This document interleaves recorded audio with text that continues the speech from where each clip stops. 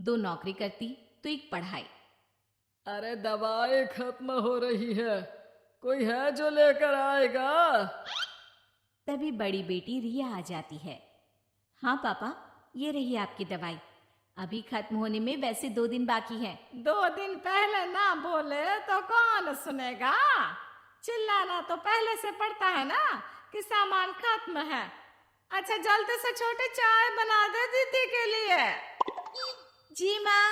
और हाँ, पकोड़े तल लेना, बारिश का मौसम है, मजा आ जाएगा।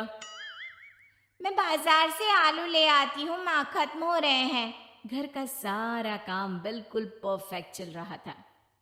दोनों बेटियां पढ़ाई के बाद नौकरी कर रही थी और छोटी पढ़ाई, पिता की पेंशन और अपना मकान, लेकिन पास की कमला चाची।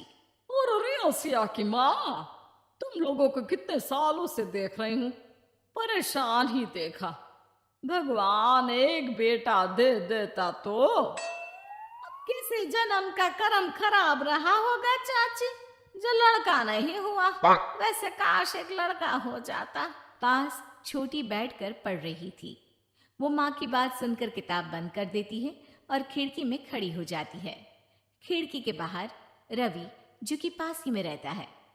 अरे छुटकी, क्या सारा दिन किताब में नजर गड़ाई रहती है? मैं नकल करना सिखा दूंगा, तू आराम से पास हो जाएगी। आजा, चलना, सब बाहर खेल रहे हैं। तू तो लड़का है, फिर पढ़ता क्यों नहीं? तेरे सर पर तो माँ पिता की जिम्मेदारी भी है ना। कैसी बात कर रही है यार? जिम्मेदारी मेरी नहीं, पिता की है। पिता की क्या जिम्मेदारी, बता। देख, माता पिता लड़की की शादी के लिए पैसा जमा करते हैं, उसकी शादी कराते हैं, उसे पढ़ाते भी है ना? हाँ, वो तो सभी माता पिता करते हैं। क्या लड़की की शादी नहीं करते? उसकी भी तो करते हैं ना। हाँ करते हैं, लेकिन क्यों, कैसे? सुन, वो लड़के को पढ़ाते हैं इसलिए कि वो बुढ़ापे का सहारा बनेगा। शादी करते हैं कि उसकी बीवी आकर घर संभालेगी। लेकिन बेटियों के लिए कोई स्वार्थ होता है? नहीं ना। तभी तो पैदा होते ही मुंह बन जाता है। अब तू सोच, तू किसी के घर जाए और वो तुझे देखकर मुंह बना ले तो कैसा लगेगा? वो तो पागल होते हैं। बेटियां जीवन भर माँ बाप के लिए सोच ले, लेकिन फिर भी वो उसे अपना नहीं मानते। बेटे दिन रात निखट्टू बने रहे, लेकिन उम्मीद उन लोगों से फिर भी बहुत होती है ना? चल छोड़ना, तू ये बता कि किस जिम्मेदारी की बात कर रहा था तू पिता की? अरे यही कि अगर बेटे को बुढ़ापे का सहारा और रिटर्न के रूप में देख रहे हैं तो इन्वेस्ट भी तो अच्छा करना चाहिए ना। छुटकी समझ जाती है कि समाज की सोच क्या है और चाहे जो हो जाए उसे किताब बंद नहीं करनी। तभी वहां बड़ी बेटी आ जाती है। माँ, अरे ओ माँ, ये ले मिठाई खा ले। क्या हो गया? लड़का पसंद आ गया क्या कोई? भैया ऐसा हो तो मिठाई ना ही खिला, चली जाएगी तो घर कैसे चलेगा? अरे लड़की को क्या जीवन भर बिठाने का इरादा है? तू बता बेटी, किस चीज की मिठाई खिला रही है, क्या हो गया? अरे पापा, आपको पता है ना, जिस डॉक्टर के अंडर में मैं काम कर रही थी, उन लोगों ने मेरे काम को देखते हुए मेरी स्कॉलरशिप पास करवा दी है।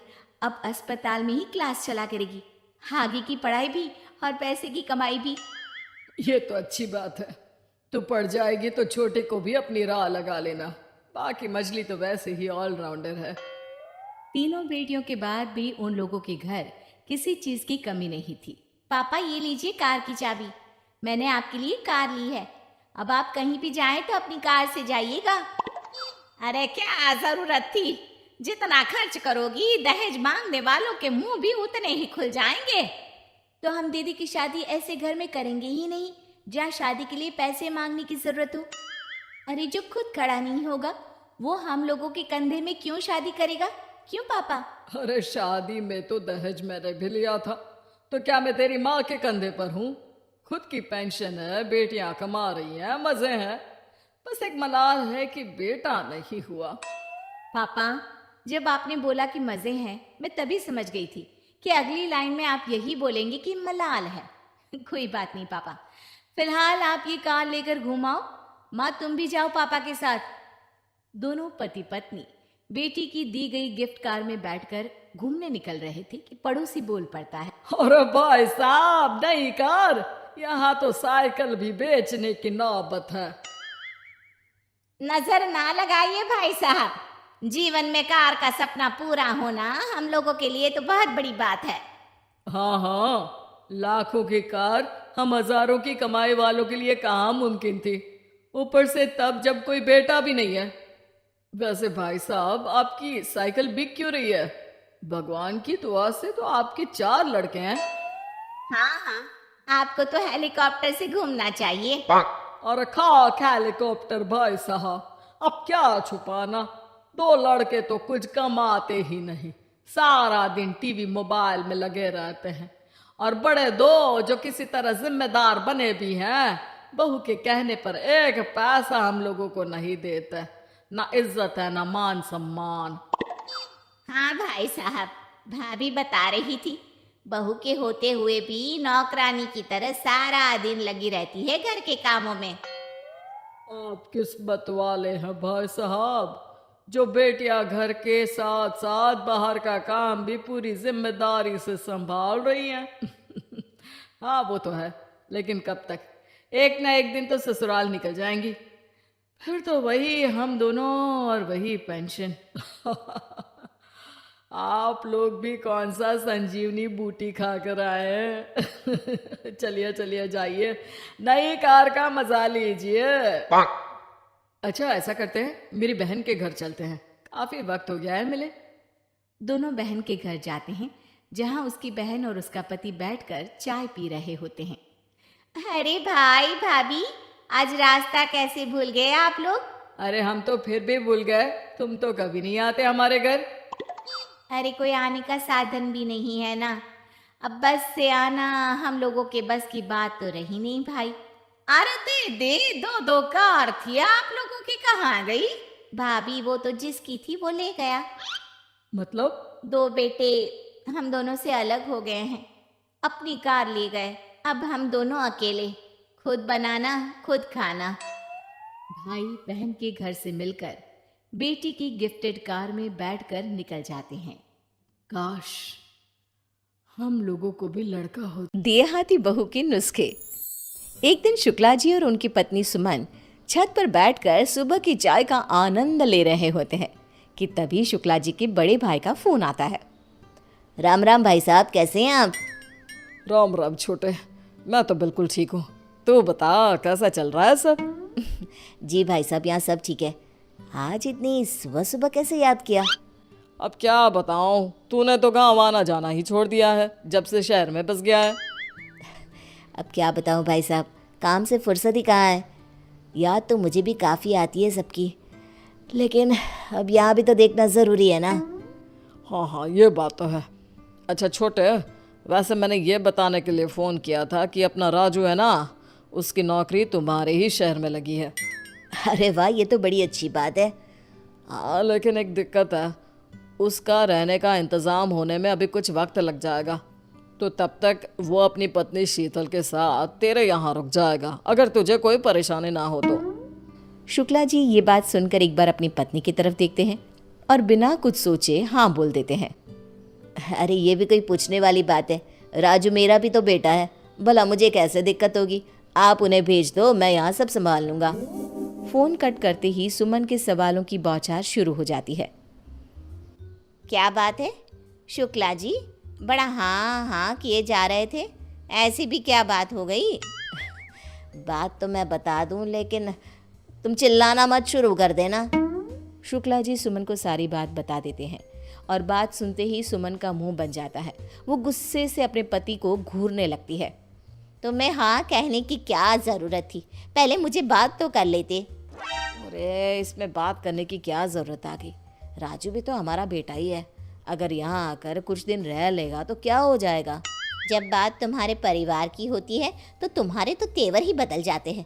अरे करो जो करना है, मैं तो कुछ बोलूँगी ही नहीं। तुम तो मुझे ऐसे सुना रही हो जैसे पता नहीं कौन आ रहा हो। अरे राजू की बहू आएगी तो तुम्हारी ही मदद हो जाएगी, कुछ दिन तुम भी बहू के सुख ले लेना। हाँ हाँ देखती हूँ कितना आराम मिलता है मुझे। अगले दिन शाम को दरवाजे की घंटी बजती है। सुमन दरवाज़ा खोलती है। सामने राजू और उसकी पत्नी अपना सामान लिए खड़े होते हैं। सुमन बिना कुछ बोले बस इशारा करके उन्हें अंदर आने को कहती है। नमस्ते चाची जी। नमस्ते चाची जी।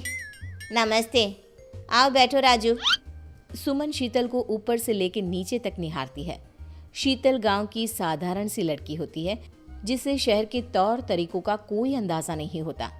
शीतल ऊपर सबके साथ बैठने के बजाय नीचे बैठ जाती है। अरे अरे, तुम ये नीचे क्यों बैठ गई? यहाँ शहर में ऐसे कोई नहीं बैठता, यहाँ सबके साथ बैठो। लेकिन चाची जी, गांव में तो बड़े बुजुर्गों के आगे नहीं बैठने देते। कोई बात ना है, मैं यहाँ ठीक हूँ ना चाची जी। तभी शुक्ला जी अपने कमरे से बाहर आते हैं। अरे आ गए राजू बेटा, कैसा रहा सफ़र? कोई दिक्कत तो नहीं हुई ना? नहीं चाचा जी, सब बढ़िया रहा। शुक्ला जी राजू के गांव के हालचाल लेते हैं। तभी सुमन राजू और शीतल को उनका कमरा दिखाने की बात करती है। चलो तुम दोनों को तुम्हारा कमरा दिखा देती हूँ। हाँ हाँ, तुम दोनों आराम करो, बाद में बात करते हैं हम। सुमन उन्हें कमरा दिखा कर आती है और अपने पति को सुनाने लगती है। ये कितने दिन तक रुकेंगे? मैं ज़्यादा दिन तक सबकी सेवा नहीं कर सकती, और शीतल को देखकर तो लगता ही नहीं कि उसे शहर का कुछ अता पता भी है।